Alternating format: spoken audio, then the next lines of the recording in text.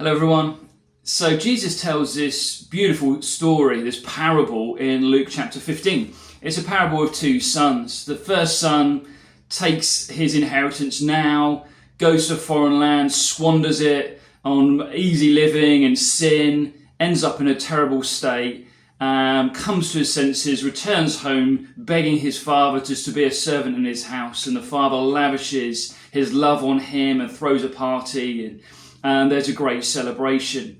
Picture of people coming to God, the lost being found. But there's a second son. The eldest son didn't go off and squander his wealth. He stayed at home and was faithful. And yet he ends up frustrated and angry at the father's response to the son and all that is going on. And I just want to use that picture really that Jesus paints just to speak into a bit of what's going on at the moment, to reflect back a bit on some of the feedback that's been given recently. There'll be a bumper contact coming out at the end of this month. Appreciate there's some new things happening. We're trying to respond to this season and yet stay true to the core of what we believe God's called us to be. So do digest and look forward to that information. But just want to use this picture for two things. Firstly, the prodigal son. The son who came home and found life and found the love of the Father. And we've been seeing, especially this year and last, people coming to faith. It's been an absolute thrill and something that we've believed for and prayed for many years and seen little bits and blobs of, in a sense. And yet I think they met Sunday evening as the young people, and 50% of the young people in the room had given their lives to Jesus this year. Isn't that amazing? So just a lot of people asking, hey, what's happening to new believers? Are they getting followed up? Are they getting supported? That sort of stuff. And first and foremost to say, hey, if you care enough, get involved. Talk to Catherine. She's spearheading that. Bless her. She took a step, which was a little hard for me to swallow at times, to give up her local CAP job just when we got a big mortgage, and this year to be able to respond to what God was doing, and of course suddenly lots of people coming to faith. So Catherine's been really spearheading that. So do talk to her, and especially just helping people feel welcome, part of family, where appropriate. Inviting people around for food and that sort of thing, or taking them out for coffee. Let's just get involved in loving people well. But if someone comes forward on a Sunday, for example, and prays a prayer at the front and says a big yes to Jesus, first thing we do is we give them this pack. It says, I said yes, sorry, my camera's around the other way. And this, then someone goes and talks through why they've come up the front, getting the information. In the pack are four things. There's a What Now card, which is specifically, hey, what do you do now in connection with HCC? And there's info there, there's a QR code they can scan so they can get connected and get involved. Secondly, there's a What Now guide. This is a new believer's guide. Just takes you through steps of what it is, what it means, the decision you've made, what's important to do, how to pray, worship, word, all those sort of things. So that's in there as well. We also have a copy of either Matthew or Mark's Gospel in there, so if they don't have a Bible, they can get straight away stuck into the Word, and of course starting with Jesus, which is the most important thing. And finally, there's a DVD in there produced by the Billy Graham Association. This one's called Second Chance. It's talking about the cross, talking about salvation, and weaving in some testimonies, about 28 minutes long. If you haven't watched that, give me a shout, because it's definitely worth watching. And so that's what we do on the day. Catherine runs a new believers group. She started that in January, meeting every Monday. And a lot of people will be able to come in there or filter through there, shall we say.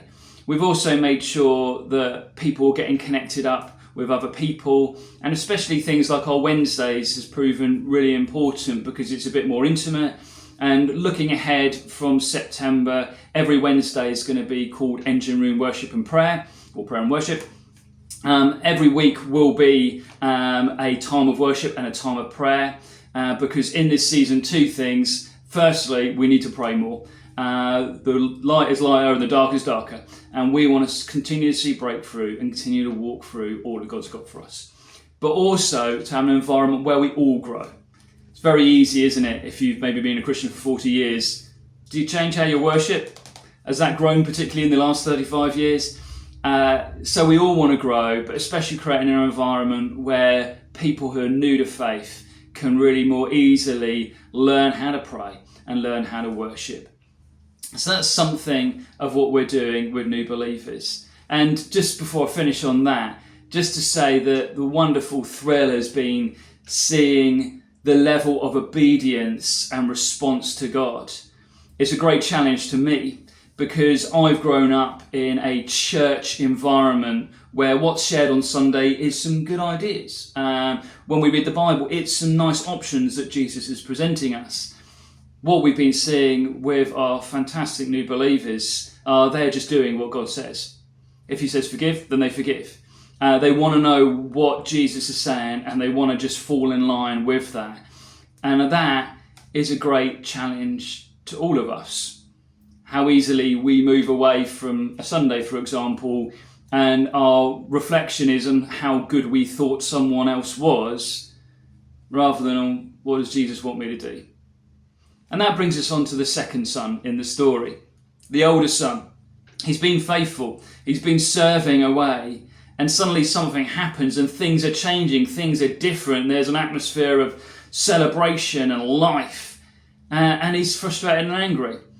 I don't know if, like me, sometimes service in the kingdom can begin to grate. Sometimes I've lost sight that all of it's for Jesus, and it can get monotonous, it can feel difficult, and I can end up frustrated and just feel like we're just continually turning the wheels and spinning the plates. I don't know if you've ever felt like that. I appreciate many of you and me. We served in many capacities throughout our church lives, and they haven't always been a joy. And sometimes people haven't appreciated us and those things. And I find so easily I can end up being like the second son, the older son. I can come to God and be annoyed and frustrated at what's going on. And guys, stuff is changing. Things are happening and we've got to respond to that. We're not in a place where we can just absorb what God's doing and what was.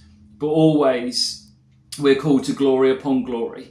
We're called further into all that he is. And so things are changing. And the challenge to us is, what do we do about that? I remember quite a few years ago, Andrew Wilson, it was a Sunday morning before church started, and I just seen him go over to some people who were new and just in the hall and just been chatting to them and finding out stuff about them. And I went over to him afterwards and just said, hey mate, I've just want to say well done and loving what that you're just involved and just how you're being welcoming. And he said, Matt, this isn't me at all, but this is what God's doing, and so I've just got to get involved. Rodney Kingston, our beautiful granddad in the faith, the first time he came to HCC, which I think was in autumn 2012, he said the first thing he prophesied over us is find out what God is doing in your generation and get involved. Guys, we've got to make sure that church has not become for us a faithful habit, a thing we do because, well, that's what we do, and therefore our response to it is our likes and our particular experience or what we think is valuable or important. The father says to the eldest son, son, you are always with me, and all that I have is yours. And so if you've been a Christian for a few years, especially if you've been in HCC for 15, 20, 30 years, I just believe, can you hear the father saying, hey, my son, my daughter, you're always with me. I love you so much for that. To recognise that, to know that, to not cling on to the past, but embrace the God of all of this, but knowing his pleasure. And secondly, he says to the son, Son, you're with me always, and all that I have, is yours. Everything is ours. You know, the joy we're seeing.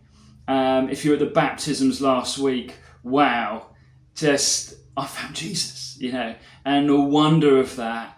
That's yours and that's mine. There's not supposed to be a honeymoon period with Jesus and then it gets, you know, same old, and we've just got to get our heads down and get to heaven.